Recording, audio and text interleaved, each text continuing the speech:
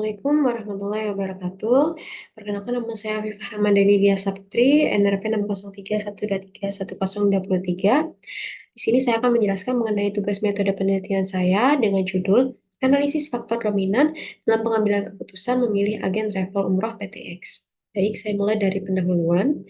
Jadi Indonesia sebagai negara dengan masyarakat yang memiliki populasi muslim terbesar di dunia, yaitu mencapai hingga 86,7% penduduk di Indonesia, menyebabkan kegiatan ibadah agama Islam itu cukup besar atau cukup aktif, yaitu seperti haji dan umroh.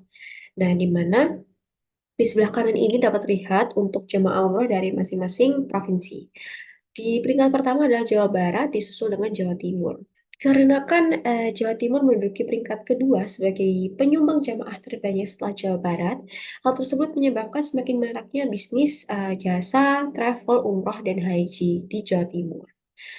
Nah, berdasarkan data dari Direktorat Bina Umroh dan Haji, itu terdapat 282 agen di Jawa Timur eh, yang menyebabkan semakin ketatnya atau semakin sengitnya persaingan antara agen umroh atau haji di Jawa Timur seperti itu karena konsumen dapat lebih leluasa memilih mana agen yang tepat untuk mereka pilih. Dengan memahami kebutuhan dan harapan dari calon jemaah umroh, agen travel ini dapat mengatur strategi yang tepat untuk meningkatkan pelayanan mereka dalam memenuhi ekspektasi calon jemaah umroh. Menurut Kotler, terdapat berbagai faktor yang dapat mempengaruhi dalam membeli sebuah produk atau jasa. Apa saja? Jadi yang pertama adalah faktor budaya, lalu sosial, pribadi, dan psikologis. Dari sekian banyaknya agen travel umroh di Jawa Timur, salah satunya adalah agen travel umroh PTX. Nah, agen travel umroh PTX ini sudah sejak lama melayani para jamaah umroh dan haji, yaitu dari tahun 1990. Jadi sudah ada sekitar 50.000 lebih jamaah yang sudah dilayani oleh agen ini. Di awal bulan Syawal tahun 2024 ini, PTX ini mengadakan Umroh Akbar. Nah, di mana dia memberangkatkan 630 jamaah umroh.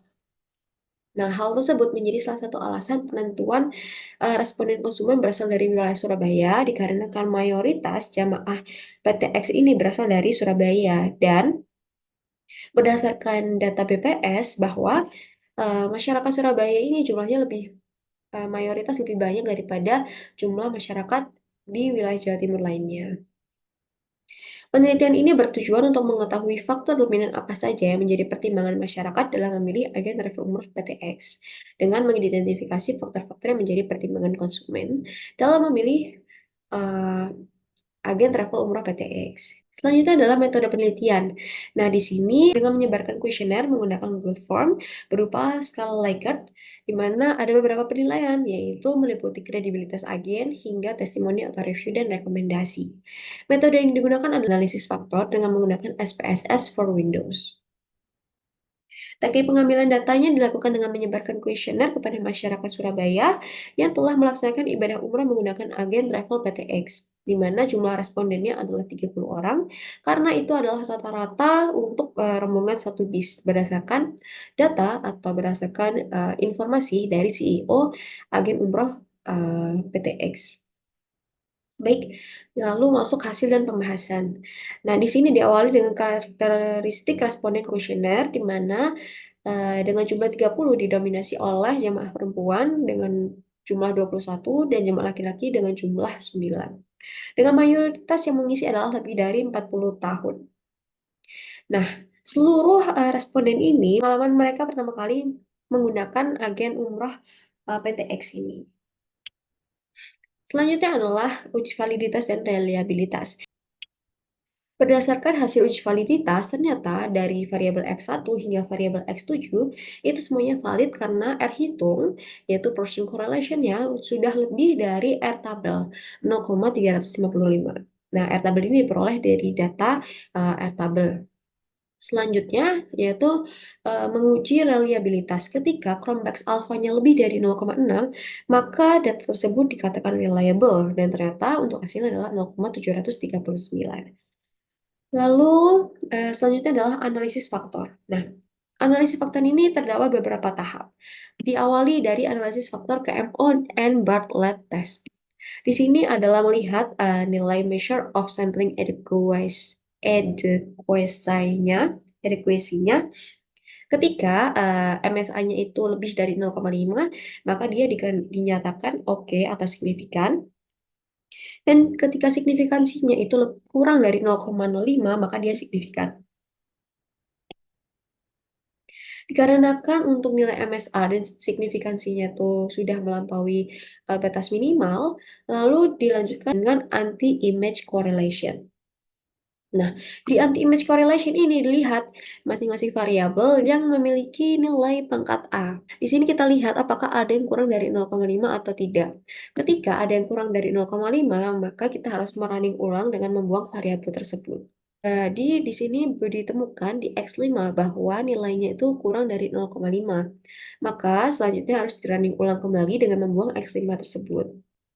Nah, tentunya karena di-running ulang, maka nilai KMO-nya ini berubah. Namun untungnya dia masih melampaui batas minimal yang telah ditentukan. Berikut adalah hasil anti-image correlation di running kedua. Ternyata mulai dari X1 hingga X7 memiliki nilai di atas 0,5.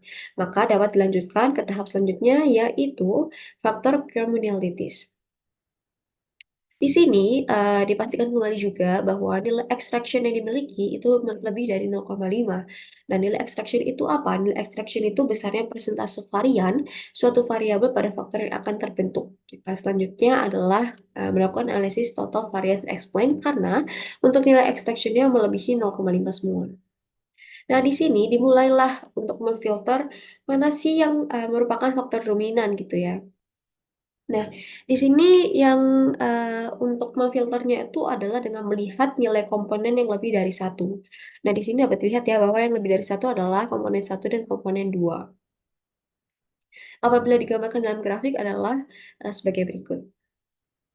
Nah, selanjutnya untuk tadi kan sudah diketahui nih, oh oke ada 2 faktor dominan nih, tapi 2 faktor dominan ini tuh dipengaruhi oleh variabel apa atau dibentuk oleh variabel apa. Nah, itu dilihat oleh analisis selanjutnya yaitu rotate component matrix. Nah, di sini ini adalah nilai dari masing-masing variabel terhadap komponen. Gimana sih cara menentukan variabel mana yang membentuk faktor tersebut gitu ya. Nah, itu dilihat dari nilai yang terbesar. Jadi di komponen satu ini nilai yang terbesar adalah milik X1. Maka faktor satu ini terbentuk oleh X1 atau kredibilitas agen travel umroh.